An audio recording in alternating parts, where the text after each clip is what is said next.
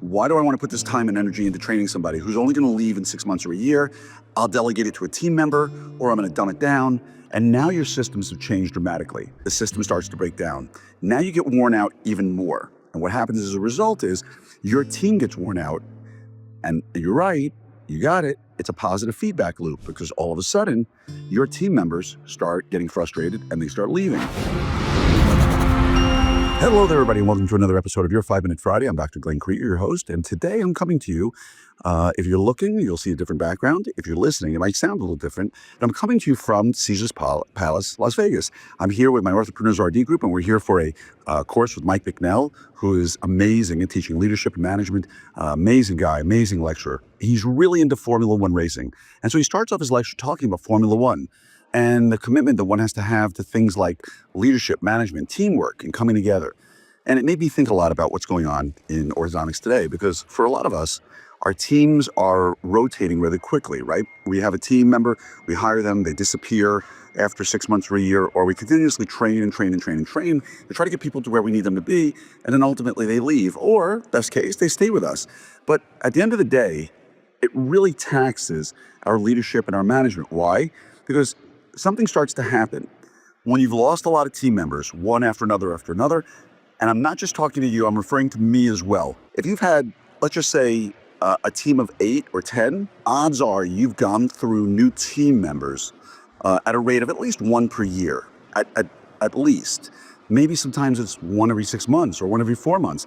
And the cycle of hiring, training, and saying goodbye, hiring, training, saying goodbye, it wears on you, right?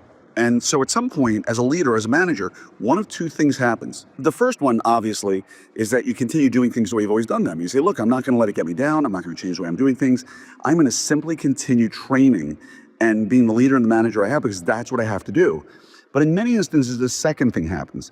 And what that is I'm worn out, I'm tired. Why do I want to put this time and energy into training somebody who's only going to leave in 6 months or a year? I'll delegate it to a team member, or I'm going to dumb it down.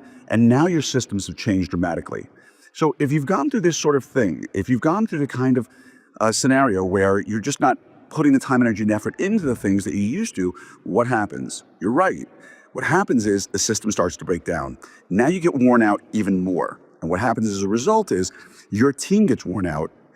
And you're right, you got it. It's a positive feedback loop, because all of a sudden, your team members start getting frustrated and they start leaving. So the fact that people are leaving causes you to start training differently, your systems break down more, and now they leave at an even faster rate. So what ends up happening at the end of the day, it only makes it worse, and you've got to do more training, and it's just this positive feedback loop. And so what I'm getting at in all of this is very simple. Systems should be written down and followed to a T the way they are, and delegated in such a way that no matter what happens, they continue at the same way they've always gone. Now, I know this isn't sexy, this isn't flashy, this isn't one of those 5-minute Fridays that is going to change your life in a massive way. But if you do say to yourself, look, I'm going to create my systems and my policies to be able to stand the test of training, losing, then the positive feedback is broken. Because, again, if you maintain the level of training, which is hard, it's really hard to continue training at the same level when you're losing people one after another. If you can continue doing that, then the positive feedback loop is broken. And when you do get the good people, they take to the training, they stay in your practice, and things get better. And all of this is about hope. That's what this is at the end of the day. At the end of the day, all of this is about giving you the hope and knowledge of knowing that stay the course, do the right thing. Of course, you've heard me talk a lot about the fact that teams right now are in this transition as much as they've ever been, and it's going to get worse. When the economic markets take an uptick at some point, right? When the orthodontic markets get better, when the world markets get better, and I'm not talking about stock markets, I'm talking about the economies, and when jobs are much more plentiful, and when the digital economy starts robbing us of more employees, like things like Uber or OnlyFans or any other way that people can make money that used to be assisting, that's now something else, it's going to get worse for us. You've heard me talk about outsourcing, right? When you outsource, you don't have to have a policy and system. You don't have to worry about if someone leaves and gets trained again, because it's being outsourced to somebody else. So the takeaway message in all of this is become bulletproof by creating great systems, outsource what you can. Yes, it might cost you a few dollars more, but at the end of the day, Those few dollars you're spending are going to give you peace of mind to avoid that positive feedback loop I talked about. So outsource what you can outsource, amazing systems to make sure that they're easy to follow, that they're implementable, and people can do them the way they need to be done.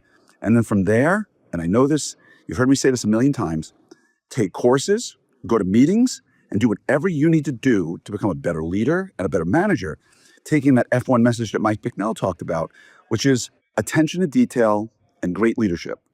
Take the courses, go to the meetings, and do the things you need to do to become the leader that your team needs you to be, okay?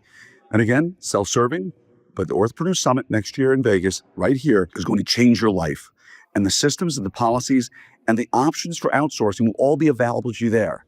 And if you take the one track that's going to allow you to delegate, which is going to show you how to be more efficient, and the speakers we have lined up for that are going to show you ways to bring technology in to not only delegate and outsource, but to actually save you money.